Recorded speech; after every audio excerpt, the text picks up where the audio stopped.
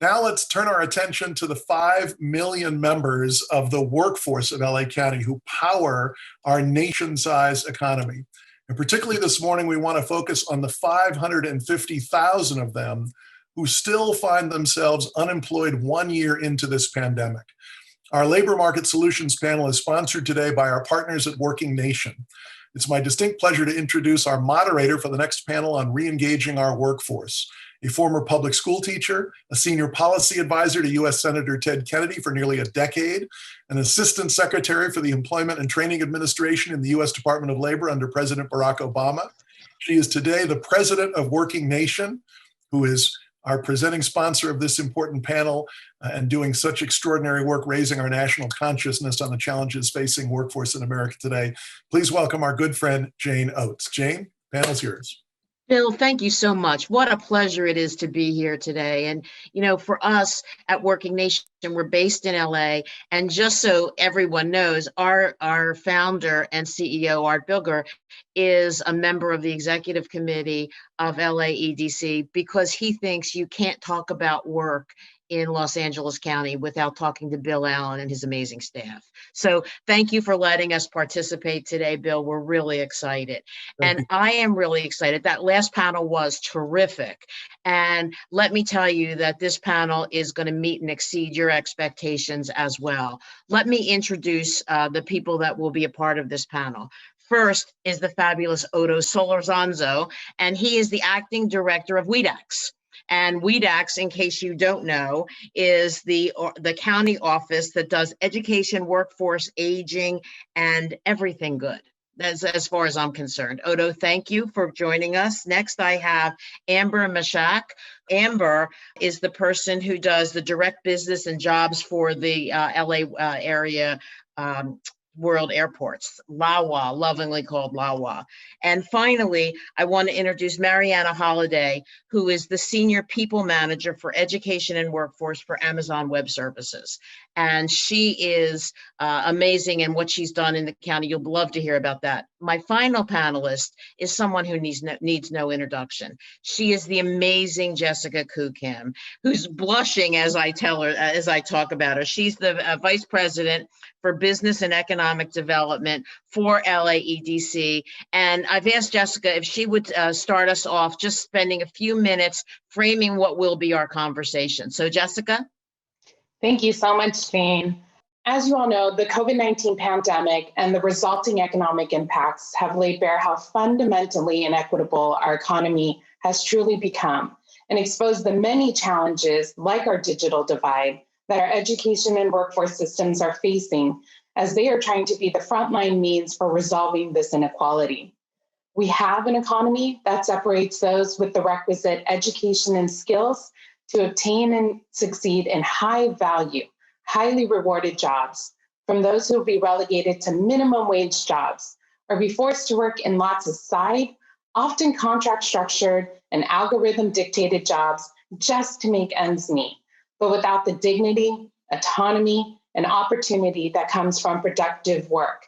We've seen this inequality play out with access to remote work and the resulting job resiliency through the pandemic. So next slide, let's talk numbers. As Bill shared earlier, 772,400 jobs were initially lost in the first 2 months of our Safer at Home order. Since then, we've recovered nearly 28% of the jobs. This means we have 557,200 jobs remaining unrecovered. 500,000 jobs. We know from the data that COVID disproportionately impacted women, younger workers, lower educated workers, and Black workers. We have an enormous workforce and talent development need in our region. And so how do we get there? Next slide. Regional business and labor partnerships are essential to ensure that our education and workforce systems are configured and able to adapt to the fast-moving changes in our economy. We just heard about one with Crown Castle and our community colleges. We need to support their ability to quickly respond to the training, career education, career advancement, our reskilling needs of both our community of workers and employers in a way that is industry-driven, future-forward, and scalable. But no one city, no one workforce or education system can meet such a large workforce need alone. We need industry-based, worker-focused training partnerships that invest in access to skill development towards a job that offers family-sustaining wages, while also creating the competitive workforce that our employers absolutely need to stay and thrive here. Only then are we truly preparing more of our residents for tomorrow's economy, not yesterday's, and greatly improving their stations in life by moving them up the educational attainment and labor market continuums. We are fortunate to be in a region with 7 workforce development boards, 21 community colleges, 5 California state universities, 81 K-12 school districts, 100 adult education providers, our organized labor, and many other partners who bring a tremendous amount of resources to upskill and reskill our communities. We have employers and industry partners like Amazon Web Services and Lala who are at the table with these institutions, providing living wage career pathways for our residents. And so to all of our cities today, we need to invest in and strengthen employer and workforce partnerships with the necessary wraparound and support services required for all of our residents to obtain and succeed in living wage jobs. The stakes are too high and the suffering too great for us to do it alone. LAEDC, in partnership with our workforce and education systems, are here to support you and your efforts with best practices, employer partnerships, transportation support services, on-the-job training, apprenticeship models, and so much more. We must work together to move our communities back into living wage, family-sustaining wage career opportunities. And so it's exciting to have the panel we have today to talk about solutions as we do this together. And I'll turn it back over to you, Jane. Jessica, thanks so much. What a fabulous way to start this. And Odo, I'm going to ask you the first question because I think that Supervisor Solis and Bill Kehoe, really made a lot of reference to the importance of coming together and working with the county. So I'd like to ask you very specifically, you have so many resources, never enough, but so many. What are the things that the city should be connecting with you at the county level with today, right now, to get their people back to work? Jane, thank you for the question. Let me maybe start just by acknowledging LAEDC for this superb conversation. We need spaces such as this one to talk about what is going on. I also want to acknowledge many of the cities that worked with us in Great Plates Delivered. This was a significant effort from many cities to make sure their seniors got the meals they needed. But furthermore, we were able to bring restaurants, people working in that particular industry, hospitality industry, back into employment. So I just want to say thank you, because that partnership works. Thanks to you, thousands of individuals got jobs, and we've distributed close to 14 million meals to seniors. You asked specifically, what is it that the cities can do? And I would say 3 things, and if I could just bring that to you. The first one is get to know the AJCC system. Get to know the AJCC system and those individuals that manage the America's Job Centers. Building those relationships is critically important. Now, we talked a little bit about the workforce development boards, the 7 workforce development boards that Jessica just spoke about. It's critical to know that there is an investment in workforce development that is needed. And the America's Job Centers can help you specifically do that. Our AJCCs, that's how we call them, they are employment hubs that connect employers, job seekers, training institutions, coming together, as well as governmental institutions. All of our AJCCs are fully integrated with the Economic Development Department. I wanted to give you some of the services that are available to you. First, many of the job seekers that come to us just require soft touch, right? Just enough information for them to get their job. Some others require perhaps a little bit more information, such as how to prepare a resume, how to receive a little bit more information as to what vacancies may be available. Some others may be in need of more hand-holding, more case management. And those are specifically targeted populations that we work with. Veterans, individuals coming out of the criminal justice system, individuals receiving public assistance. For all of them, the county has a number of programs specifically geared to providing them with employment. But the biggest issue is many companies and businesses come to the America's Job Centers to work with us. I'd like to give you examples of how some cities have been working the America's Job Center specifically to provide employment. And there are many, many cities. Again, forgive me if I just mention some of them. It's just do it to give you some perspective. In the aerospace industry, the cities of both Palmdale and Lancaster are working with our AJCC specifically to provide jobs to thousands of residents, working with Northrop Grumman. And I'll tell you this, there is a partnership with Antelope Valley College, College of the Canyon, and various training institutions. I had the opportunity to attend just a few months ago, one of their graduations. And there is such a sense of pride among the individuals that have gone through the system, being able to say, I got this, I got a job.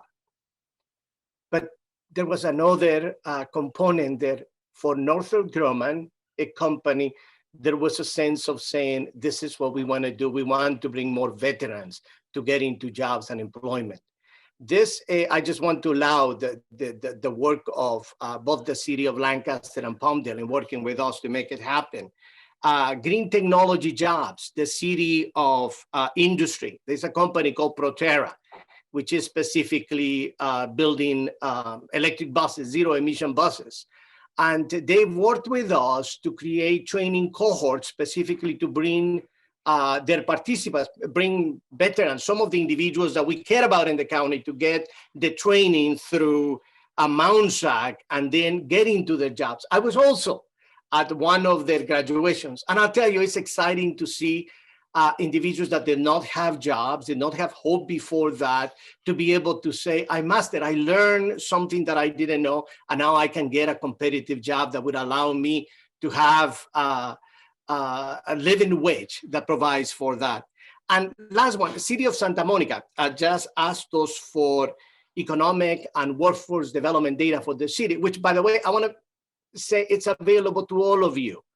If anyone of your cities would like economic development data, we provide data such as population characteristics, industries within your city, job trends, top growing industries, educational pipelines. I've asked a member of my team to put it on the chat so that you have a contact information, and we will provide that information to you, because I think the more information you have, the better you are in making the decisions to help your residents. Now, let me just go, that's one, get to know them. Second, help us promote to businesses and job seekers in your cities the resources that are available from the county. There are a lot of resources that you may not be aware. I wanted to highlight, we have an employer assistance grant. We call it Business Solution Portfolio, which is online. And I've just asked my team to provide you with the link also in the chat. You will be able to see what is available to provide to your businesses that may be going to you, trying to find out how to access licensing through the county. The third one is PPEs. We have thousands of PPEs that are available to small businesses in your cities. There is a link that my team is putting out there that is available to them. And the very last one, you see Jessica with the Safer at Work campaign. I have to tell you, this is a partnership between the county and LAEDC. providing information, posters, colorful posters, a whole campaign that is specific to industries so that they know what is available and the steps they need to take to remain safely in their jobs. And I think this is important as we open the economy. That's what I would say, Jane. Otto, as always, thank you for such a great answer. And now I'm going to turn to two of the county's best employers.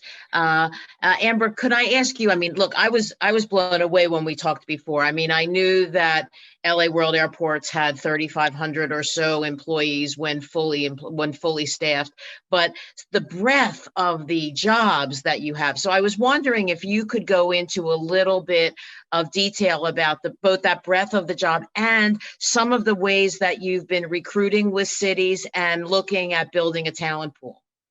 Sure.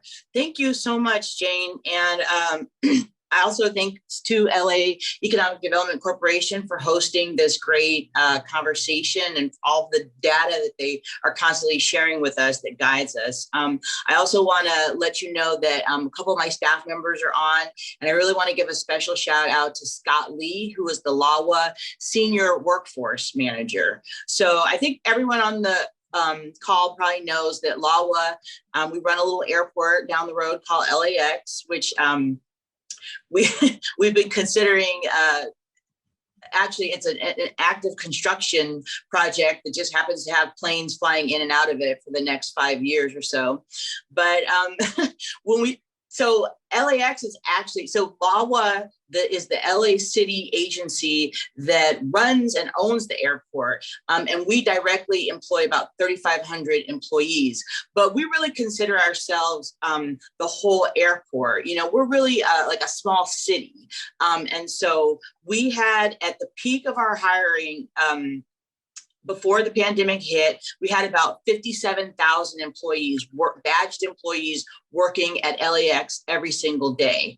At the lowest part of the pandemic, we went down to about 42,000 employees. So that's about 15,000 folks that lost their jobs. And some we've recovered some of that. Some of the folks are still out on furloughs. So, you know, compared to potentially 9/11. You know, a lot of people remember 9/11 was a huge impact.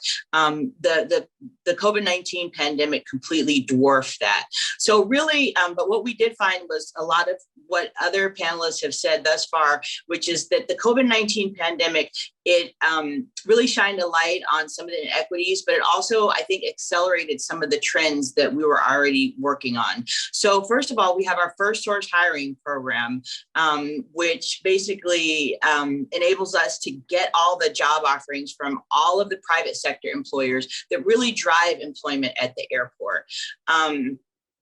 And so that basically allows us to provide cost-free referrals to qualified workers. We have a huge database of potential employees that we can provide to our private sector partners. So that is very valuable. For those of you who are employers, you know that recruitment and outreach takes time and money.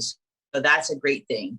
Another thing that is unique to us that is very important is, you know, we see ourselves as really a lever for the private sector. So therefore, we put requirements into our contracts about, you know, what kind of local workforce they need to use, particularly on their construction projects. Construction, again, consistent with the trends that we saw, construction was one of the areas that continued to accelerate through the pandemic. In fact, we were able to get some of our projects moved ahead of schedule because of the lack of passenger traffic.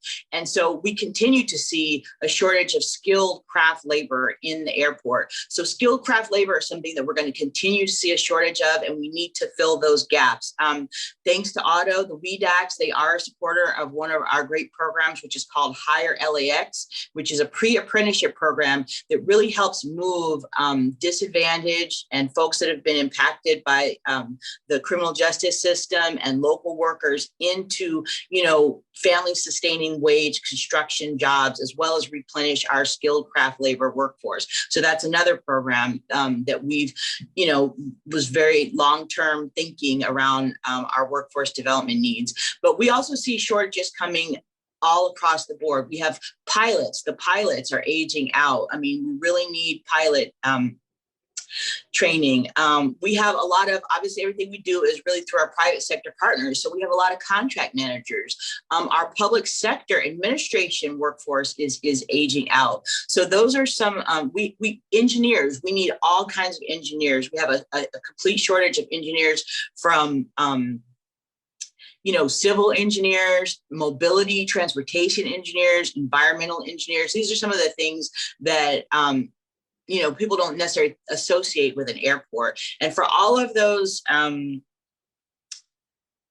positions that we see having a future, we have partnerships and a vision of how we're going to build the pipeline around those roles. So I think that's just a little kind of way to address your first question.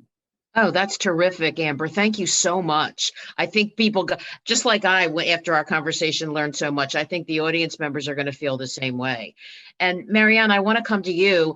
Again, some people may be aware of the amazing work that AWS has done in partnership with the 19 community colleges, but I wondered if you would just go into that a little bit and I think pat them on the back a little bit, explain to them why of all the places in the country, AWS chose LA County.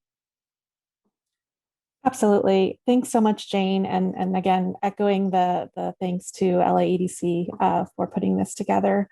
So, a lot of people don't know about our partnership. This is one of the pain points that we have, getting the word out about these amazing programs. We have partnered with 19 of the community colleges in Los Angeles County to roll out a certificate program, a 15-unit certificate program in cloud computing. This certificate program is based on industry skills that have been validated globally and also with our employer partners and AWS as well as the key in-demand skills for the top 10 roles in cloud computing. So this initiative started in 2017 with Santa Monica College leading the way. They were very much our pilot adopter, early institution who was ready to run with us and who co-developed the curriculum with us. So we're so thankful for their partnership. And really out of the success of that we experienced with Santa Monica and the just high demand for those spots that students wanted to take that certificate program, that out of that came this consortium model where we expanded and now 16 of the 19 are actively implementing this program. It's a unified program of study. So they're all implementing the same program with unique differences, specific add-ons that institution has deemed to be important. We've had over 5,000 students graduate in the region. So these are 5,000, cloud skilled entry-level talent. We know of many students that we work closely to connect them to jobs and roles. Some of them are even now employees at AWS and Amazon. So we're very excited about this partnership. What a lot of people don't know is this is a global partnership. A lot of my work is actually outside of the US, and this model is consistently referenced in the work that I'm doing in India and in Singapore and some of these other countries. So the world is really looking at what we are doing in LA County and looking at the success that we have had with these programs. And so we're extremely excited and thankful to the community colleges in Los Angeles for running with us, for willing to go out on a limb and start teaching these programs. So the work and the brunt of all of the labor is really on them in creating these programs and then also being the messengers that actually teach these students. So we're thankful for that.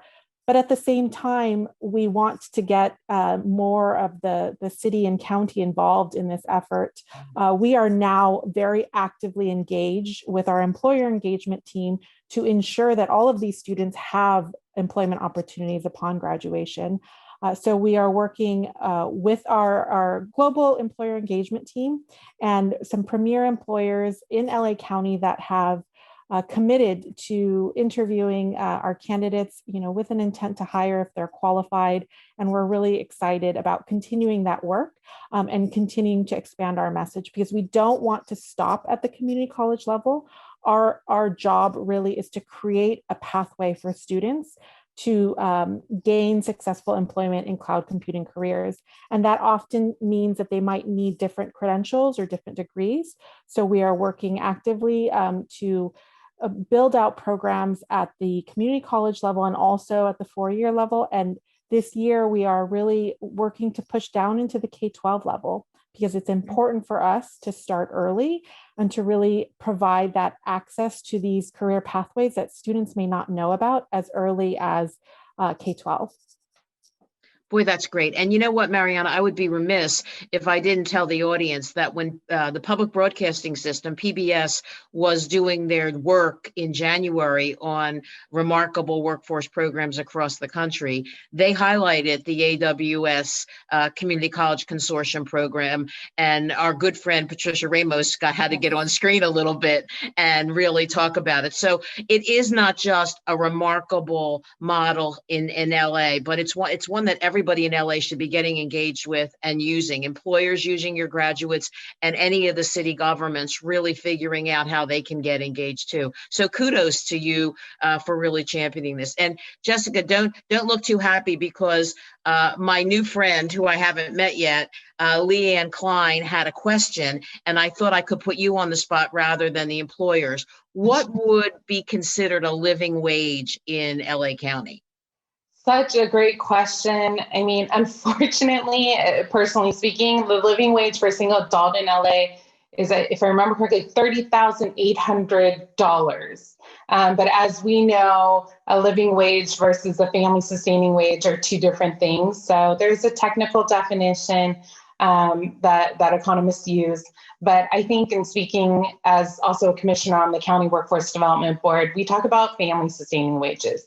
So access to benefits, a wage that you can grow a career, advancement opportunities. And so I use those interchangeably, but I would say, I know from working with Mariana and Amber too, that the focus is really around family sustaining wages. We want our residents to grow and thrive in careers here.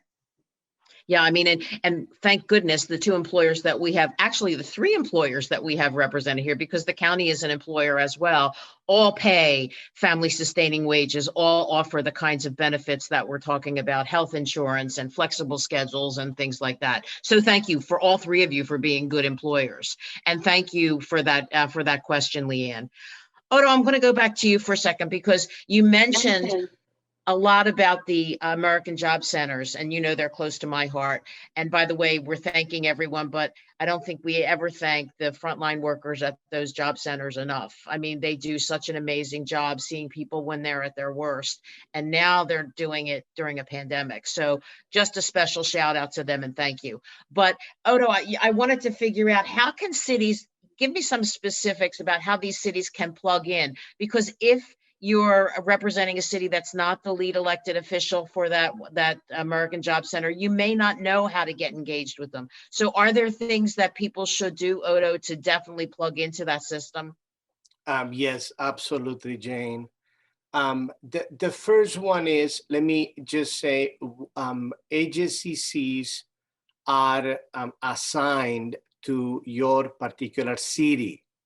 So we in the county, for example, is composed of regions, and the regions has many cities, and each one of them, there is one AJCC that is responsible for working with you and connecting with you. I know many of them are just really happy to have a conversation with each one of the cities, with the managers, to be able to talk about what is going on. So that's the first one. The second aspect is, we really believe that there should be much more connection between business licenses, economic development, and workforce development.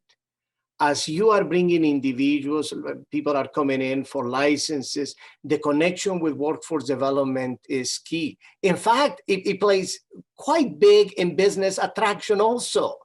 When you have strong workforce development, workforce in your cities, it's a caveat to bring more businesses in, and the America's Job Centers can do that.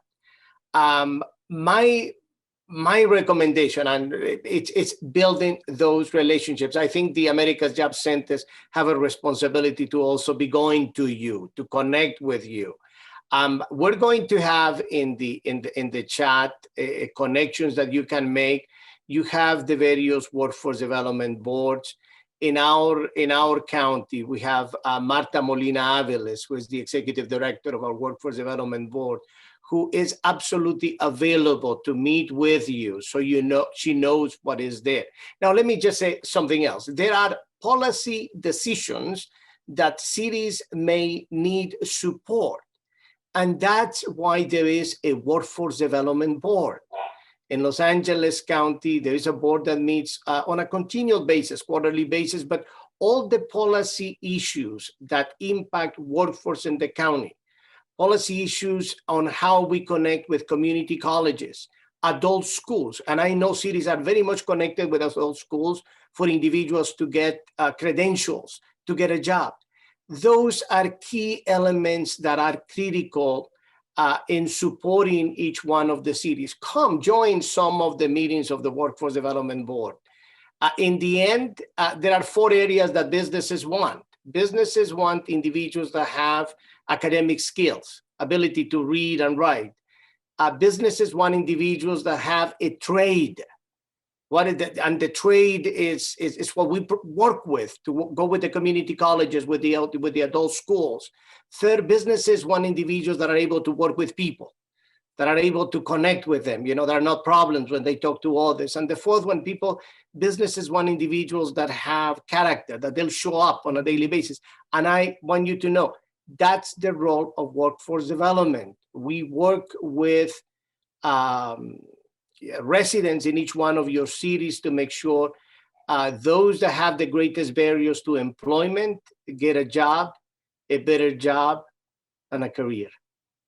Oh, thanks, Odo. And I want to just remind everyone, first of all, that there's great information in the chat. If you're not taking a look at that, take a look at it now, while I ask Shane to pull up the one poll that we'll do for this conversation, if you wouldn't mind, Shane.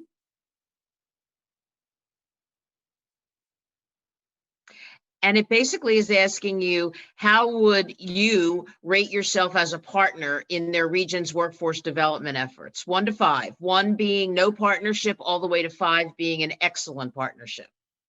If you take a minute to do that now, and when Shane gets enough answers, he'll give us the results.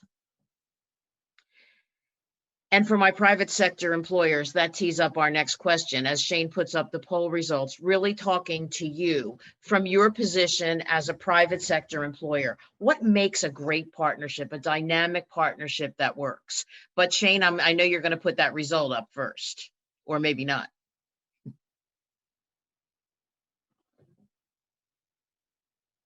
Yeah. Okay. It looks like people are being very honest and talking about the fact that it looks like the winning answer is 5, but not with great, it looks like we have some work to do there. It's not a great majority. So to my private sector employers, let's talk again about what you think about partnerships. I don't know, anyone care to start? Mariana, Amber? I'll jump in. Go ahead, Amber. No, go ahead. So again, we're the public sector, but I think where our strength lies in really connecting. We see ourselves as a lever of our private sector employers, which provide the majority of our employment, as well as that connection to our public sector, our economic workforce development departments, our workforce investment boards, our AJCCs. If I didn't mention earlier, the AJCCs are a partner with us on our Higher LAX Apprenticeship Readiness program. So, for example, providing boots or union dues or childcare for folks who are learning those skills. They're learning a skilled craft, but they're also learning how to show up on time every day. Learning how to interact with their coworkers. We also as a public sector lever, I would say, of the private sector, like I mentioned, we score all of our procurements based on your commitment to small and local business as well as your local workforce. So we've decided that inclusivity is a scoring criterion on all of our qualifications-based procurements. So that's something huge that public sector can do. That's a way to convey that, this is important to us. We're going to be looking at your performance as our private sector employer on how you do this. And also, that connection between, as Odo mentioned, when you look at your business licensing, there's that connection between the small and local business support and increase and the workforce, because those small and local businesses are more likely to, hire and retain those local workers that are going to keep that money in the local economy. With respect to the resources that we bring our private sector employers, we also, again, we're that connection to the public sector. So a couple of folks have mentioned the K through 12 and how important that baseline education is, but also what a lot of our employer partners don't even realize is that LA Unified School District, which we also have another partnership with, they have the largest number of apprenticeships, registered apprenticeships in the entire country. So, as a private sector employer, we can work with you. We can work with LA Unified School District to design an apprenticeship specifically for your industry and help bring that model that's worked so successfully in the construction industry with our union, construction union partners there, and move it into different sectors. We also have a partnership with a social enterprise called Leaders Up, which is really providing executive coaching to our corporate leaders on how diversity, equity, inclusion, it's not just something to do because it's the right thing. It's really tied to your bottom line success in a diverse market, as well as a diverse workforce. If you don't understand how to recruit, retain, and advance a diverse workforce, you're not going to be competitive in our current market. So with respect to that, we do understand that as you look at the younger generations, investing in their career pathway is both a way to save money as an employer, because you don't have to re-recruit, as well as a retention tool, because people want to move up. So even if you're bringing people in at an entry level, if we can lay out those pathways that show, where you can go in your career, then that's something that adds value for the private sector employer and the worker. I'll give you a quick example with our Apprenticeship Readiness program. That's bringing in folks who really have typically faced a lot of challenges and bringing them into the skilled construction trades, which is oftentimes their second or third career. And there's only so long you can swing a hammer. It is a very physically taxing job. And so, we have career pathways that show, okay, once you're a construction worker, you can then become a construction inspector. You can become a project manager. You can start your own small business and provide construction, services or construction support. So everything has a career pathway, and we need to help our private sector employers implement those internally and bring them the resources to do that, so that they can continue to retain and advance the people that we help them recruit. One last thing I wanted to mention is that we did, unfortunately, because of the pandemic, we did also have to pivot to where, before in 2019, we couldn't hire fast enough. We did also have to pivot to, connecting some of our dislocated workers to supportive services, employment services. And again, because we had that existing partnership with the LAEDC, with the Economic Workforce Development Department, we actually got to defray some of our own costs by being a co-grantee of the Keep LA Working grant, which is now allowing folks who were dislocated from areas like hospitality and retail, where we see long-term downward shifts. Now they have the opportunity to get free training paid for by government, so that they can move into some of these longer-term careers with demand, such as, cloud computing and cargo and construction. So I just wanted to mention a couple of those items. So thank you for the opportunity. Well, thank you. That cloud computing gives us, Mariana, you're going to get the last word. And don't be shy. Tell us about what's going on with you in partnerships. Absolutely. And I'll just plus one everything that Amber said. So she took the words right out of my mouth, and I'm going to say it again. when we think about partnerships at Amazon, especially with the team that I work on, which is the Education to Workforce Solutions team. So I think about what is a perfect education partnership and what's a perfect business partnership. On the business side, we are looking for those opportunities to get businesses involved as early as high school. Again, we need these kids to see themselves in these jobs and in these careers and be able to plan for them. And so getting businesses involved in the high school level is so critical to the work we do. We recently just introduced this new cloud computing program that sits at the high school level. So we now have the content, and we're building out that supply of talent. But now we're actively searching for employers in all the states that we work in and also abroad, who are going to partner with us, with those high school students, to get them those work-based learning opportunities, and just show them what the career pathways, so they can see themselves in those jobs. When we think about education institutions, everyone knows Amazon loves to scale. So we think about what are the replicable models that we can pilot, like the one we piloted here in Los Angeles County, that can be scalable across the globe, across countries. So we're looking for those innovative models and solutions that can be replicated in other institutions across the world. To Amber's point, equity and diversity is a problem in the tech industry. Everybody knows that. So we really seek to work down in the high schools and at the community college level, which we believe is the center of the education flywheel. Because if we don't have intentionally diverse classrooms, we are not going to have intentionally diverse staff and employees. The one thing that I will say is that the cloud computing industry is very new. It's very new. It's not going away. It is not a fad. It is going to continue to increase and grow exponentially. We're seeing it in our own job postings, both within AWS and Amazon. And so what we really seek to do is go into a region and build a cloud computing pathway. So we are seeking to work with those education institutions that are willing to have conversations around vertical articulation, around concurrent and dual enrollment, so that we can provide students with a true pathway towards a career, not just an entry-level job in cloud computing. We want to get them that entry-level job, but we want to spell out the pathway and say, here are the different places that you can go to get that additional education and upskilling that you need, so that you can compete for those higher level jobs. So that's all that I will add to that, to what Amber already shared. And, I hope you'll all join me in thanking our panelists. Each one of them could have done an hour by themselves and been an amazing learning experience.